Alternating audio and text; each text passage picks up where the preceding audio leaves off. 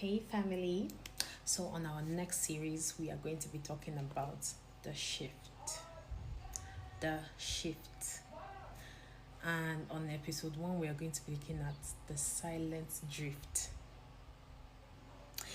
Let's talk about something that many of us experience but we rarely talk about. It's called the spiritual drift. And the spiritual drift is always quiet, is always subtle, but it is always dangerous because it is silent. So you don't even notice it at all. We're going to be looking at the scripture, Hebrews chapter 2 for verse 1. Hebrews 2 verse 1. And it says, we ought to give the more earnest heed to the things which we have heard, lest at any time we should let them sleep. That is not sleep like dozing off, like go, they sleep out.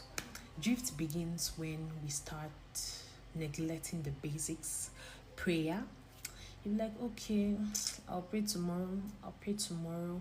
Because when you're drifting, it's not something that happens once in a while. It is, like I said, it is quiet, it is subtle, it takes time.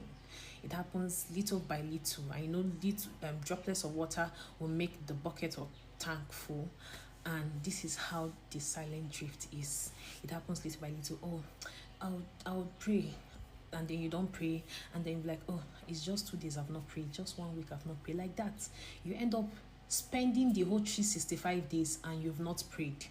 You end up spending the whole 365 days and you've not read the Bible, you've not listened to the word, you've not fellowshipped. Some people say, not be every Sunday they go church. Really? You might not notice it immediately, but you are silently drifting from the grip of God. You'll be like, oh, I'll go this Sunday, I'll not go this Sunday. Okay, anytime you hear about fellowship or whatever, I'll try. You are slowly drifting. No one drifts towards God by accident. You drift when you are not intentional, and you go closer to God when you are intentional about going closer to Him. So the same thing happens when you drift away from God. It is also intentional because little by little you're making decisions that makes you drift away from Him. So I want to ask you this question today. Are you still passionate with God? Are you still as passionate about God as you used to be? If you feel like the momentum is draining, it's going away, it's not as high as it used to be,